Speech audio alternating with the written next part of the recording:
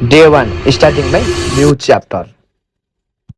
रातभरि सुत्न नसकेर टेन्सन लाएर अब चाहिँ के गर्नुपर्छ, भोलि बिहानदेखि चाहिँ भलक सलक पनि बनाउनु पर्छ, स्ट्रगल गर्नुपर्छ भनेर चाहिँ मोबाइल ठाडो पारेर स्टार्ट गरिहालेँ मैले। फेरि टक्कसँग बिहान बिहान उठेँ, फ्रेस फ्रेस भएँ, स्कुटी टक्कसँग स्टार्ट गरेँ। अनि यहाँतिर फेरि चाहिँ अफरोडमा चलाइदिन्छु, एउटा हातले चलाइदिन्छु, एउटा हातले क्यामेरा खिच्छु भने सकेन कि। त्यसपछि पिच रोडमा गएर उसमा चलाइदिएको, स्कुटर चलाइदिएको, एउटा हातमा चलाएँ, एउटा हातले चाहिँ गरेको थिएँ।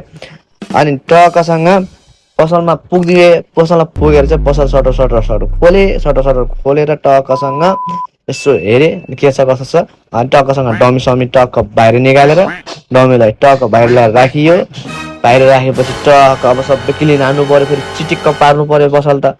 अब होइन, सबभन्दा सुरुमा त आफ्नो काम त गर्नु पऱ्यो, मेहनत गर्नु पऱ्यो, मेहनत गरेपछि फल त मिलिहाल्छ भनेर चाहिँ टक्क कोही कस्टमर नआउनुभन्दा अगाडि चटक्क पारौँ भनेर सबै रेडी पारेर चिटिक्क पारेर यताउता टेबल सेबल पनि सफा गरेर ऐना सैना पुछेर चिटिक्क पारेर राख्न थालेँ।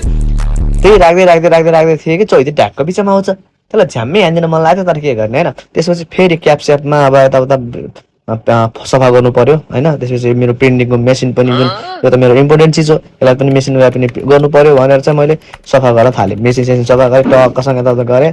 अनि त्यसपछि आफ्नो अनुहार हेरौँ न, बाफ्रे बाफ भूत जस्तो। अनि त्यसपछि फाइल साइल खोलेँ यसो होइन, उसमा खाता साता खोलेँ के कस्तो छ, कस्तो डकुमेन्ट के छ हेरेँ। एउटा टक्कसँग मिठो गीत लगाउनु पऱ्यो भने गीत सुनेँ है, गीत लगाएँ। अनि गीत लगाएर टक्कसँग पसलतिर, हेमन्ते पसलतिर गएँ। हेमन्ते पसलमा पनि आइदिनु है सबैजनालाई। अनि हेमन्ते पसलमा गएको थिएँ, आएर यसो झ्याउ लाग्यो अनि कम्प्युटर हेरिदिउँ भनेर टिभी हेरिदिउँ भनेर टिभी हेर्न सुरु गरेँ।